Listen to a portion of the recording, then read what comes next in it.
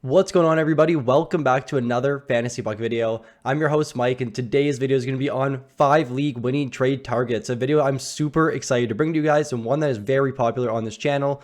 Before we get into this, I just want to say I apologize for the lack of uploads from my side, especially the fantasy side. I've been really busy with life, school, work's been crazy, it's Christmas time, but I now have some time off and I'm ready to crush some content. Make sure you guys join the Discord. We have hundreds of awesome fantasy hockey fanatics in there, consistently asking us questions, who you should start, any trades, everything. It's direct access to us and a massive fantasy hockey community that we're trying to build. Let's try and get 150 likes in this video, guys, and we are going for 5,600 subscribers by the end of the year, so make sure you click that subscribe button. And if you want to win some money while playing fantasy sports, head on over to Prize Picks, receive a 100% deposit match up to $100 using code PUCK. I'm giving my picks in there. We're doing very well, so make sure you jump in our Discord, and if you want to play on Prize Picks, everything will be in the description below. Without further ado, let's jump in to the 5 league winning trade targets video. Oh, I'm excited to be back, excited to be naming these players off. The first league winning player, Patrick Kane of the Chicago Blackhawks. A lot of talk in our Discord about him right now.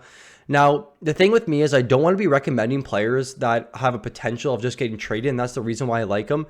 But I do think Patrick Kane is playing down quite a bit right now, and I think there is room for him to improve this season, not to mention that he is a potential trade target to a contender. I think the New York Rangers, but we will see. He's currently at a 10.53 shots per 60 rate, very, very good for Patrick Kane, and it is a plus 4 shots per 60 compared to the second highest on the Chicago Blackhawks. His 17 shot attempts per 60 is 5 better than the second best on the Chicago Blackhawks. Just a team that is struggling and they have really no talent, but Patrick Kane is still doing it at 33 years old. It is crazy to see. His 10.53 shots per 60 ranks him 36th amongst forwards. Not really that flashy, but you got to keep in mind that this team is playing a ton of time in their defensive zone, but he's still producing offensively. 3.9 shots or shooting percentage, very, very low for Patrick Kane. 11.5% career percentage. So if I adjust based on his shots this season, he should have around 12 goals. So he is just very unlucky. And that is shown by his -4 goals scored above expected, the 12th most unlucky player currently in the NHL. Imagine what will happen if Patrick Kane goes to the Rangers and reunites with his former teammate Artemi Panarin. I think his value will double or triple right now. He's at 93% owned, which is, I would say, probably the lowest we've seen since the start of his career. And this is a perfect time to trade for Patrick Kane. If he gets traded, you will reap the benefits. If not, there is still some upside there with Patty Kane. This is really not visually appealing at all, but I just want to hit on all the things why I like Aleksander Barkov. But it does look like he's not skating this morning, so he may not play. I'm recording this on December 19th. But you have to keep in mind that you are playing the long game in fantasy. Just because he's not going to be good for the next week or two doesn't mean he's going to be a bad trade target. I don't know why people are selling on him. He was a top 10 draft pick in most leagues. Maybe health is a concern. Maybe Florida just isn't scoring at the rate we saw last year. But Florida is a top 3 offensive team, and I want to own players on this team as much as I can across my leagues. 150.97 expected goals for, the best expected goals for in the league right now. 55% Corsi for percentage, 3rd in the NHL. 54% expected goals for percentage, 4th in the NHL. And 57% scoring chances for percentage, which is 3rd best in the NHL. This team is easily a top 3 offensive team. Maybe not doing it defensively, but you want to be owning players that are on very good teams. And I might contradict myself a little bit later in this video, but still, I want to be owning players on good teams. He's at a 7.3% shooting percentage right now, -11% from what we saw last year, which is a little inflated, but -7% from his career average. He is likely to regress back to the mean at some point this season. He's playing a ton of minutes, a 36.7% share of possible ice time. He's averaging 22 minutes a night right now, one of the highest minutes amongst forwards in the league. And his shot attempts are up this season, so he's still firing the puck with no Huberdeau there. 6.08 shot attempts per game. And his 64.5% on ice Corsi for percentage is the 12th best amongst forward.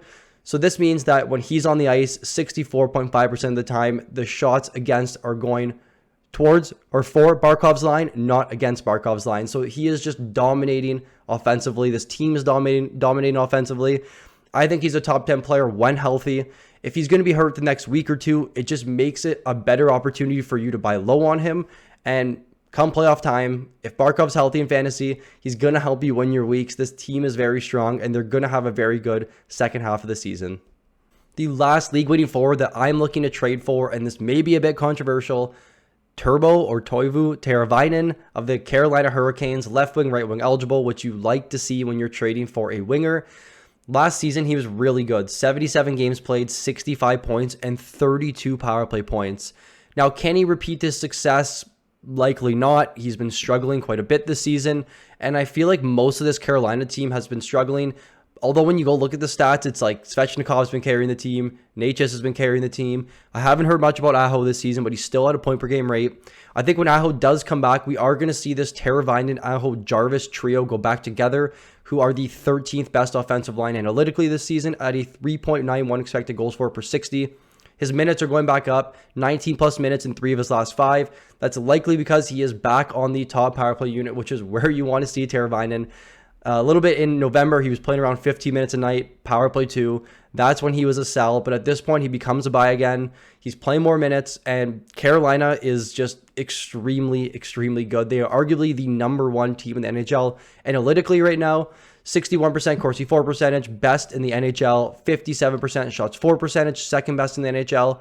56% expected goals for rate, third best in the NHL. And a 60% scoring chances for percentage, third best in the NHL. This team is dominating all their opponents they're playing against right now. You want to own players on good teams. I think Teravainen is a very good trade target in 14 plus team leagues. 12 team leagues, you can likely sweep a trade for him, but he may actually be available on your free agency. So I would be looking at Teravainen, especially in goals and assist leagues, as soon as possible. As I said earlier in this video, multiple times now, I do like players that are on very good teams, and now I'm here recommending Chychrun, who is on the worst team in the NHL.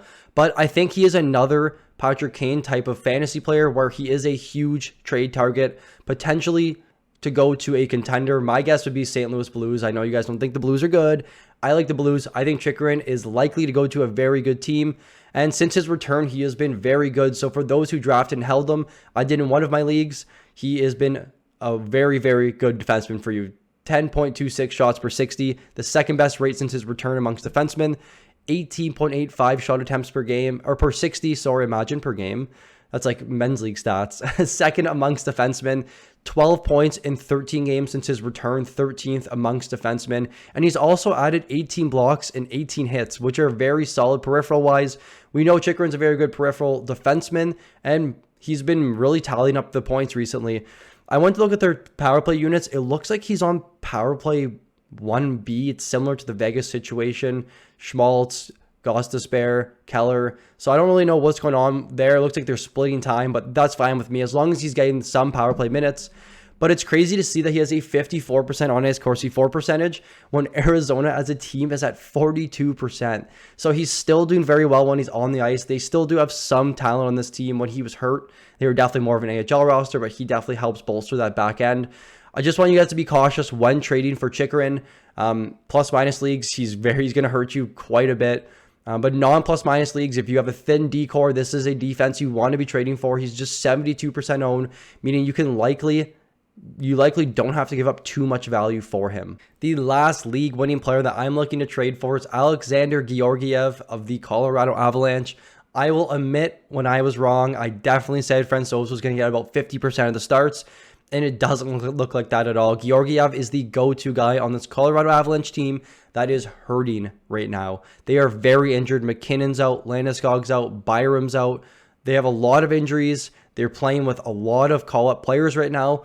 But that means it's a perfect time to be trying to trade for a goaltender that will give you some short-term pain because of how bad this team is right now. But the long-term gain, and here's me with my motivational quotes, is going to pay off for you. When this team gets healthy, I would say Georgiev is arguably a top 5 to 7 fantasy goalie when the Avs are fully healthy. And you can see this in December when they're injured. 2-3-1 record, a .902 save percentage, a .284 goals against average. Not very good stats, but that makes it a little bit better for you when trying to trade for him because the fantasy owners see his recent game log. They're like, he hasn't been very good.